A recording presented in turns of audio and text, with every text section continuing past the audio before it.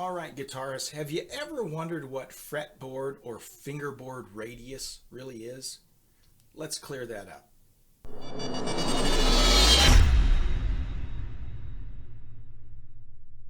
So this is going to be scary.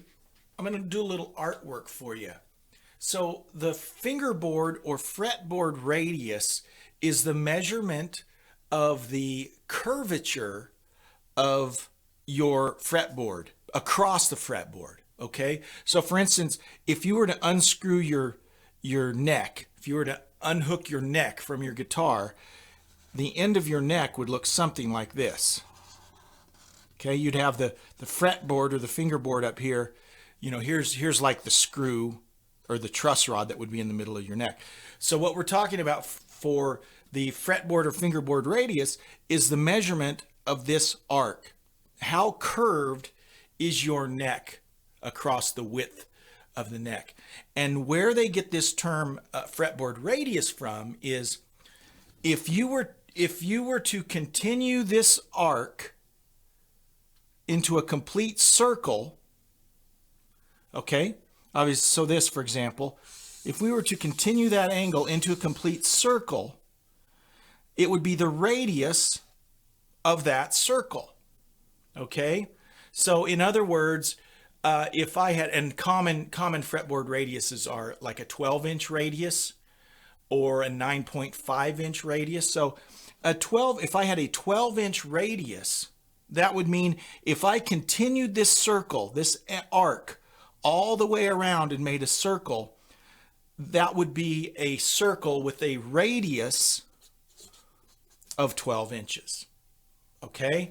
Now, if I were to have a fretboard with, say, a 9.5-inch radius, same thing, is I'd wind up with a circle that has a 9.5-inch radius. But what that would mean is that that arc is more pronounced, right? It'd have to be to make a smaller circle when you continue that arc around. So when they talk about a 12-inch or a 9.5-inch radius, which are the common radiuses, that's what they're talking about, okay? I'd always see those and wonder, what are they talking about, a radius on my neck? Well, that's what it is. Just the continuation of this arc. If you were to make a full circle of it, that's how much the radius would be of that circle. So it's kind of a convoluted way to tell you how much curvature is in your guitar neck. And it comes down to taste, right? Some people like a smaller radius or more of a curve on their fretboard.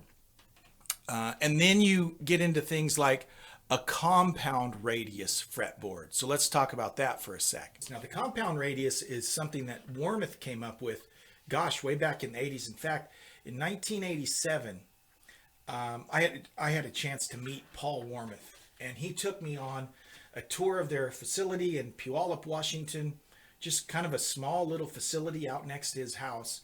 And this is in 87. They were already making compound radius necks at that point. And he showed me the facility where they do it. But the Warmoth compound radius, and now other companies do it, but it basically meant that at the nut end, you had a rounder radius. Okay, so you had more curvature towards the nut end of your neck, and then it flattened out as you came up. So by the time you got up to the body, you were a much flatter radius. And that was to aid in guitar playing, solos, especially as you got up the neck, it got flatter. So that's a compound radius. But it's the same way of measuring the radius, right? Is the measurement of the radius is you make a continuation of that curvature across your neck and then complete that full circle, and then it's the radius of that circle. So that's what fretboard or fingerboard radius means. Hopefully that helps. Love to hear your comments. Thanks for watching, and we'll see you on the next Classic Guitar Rock. Bye-bye.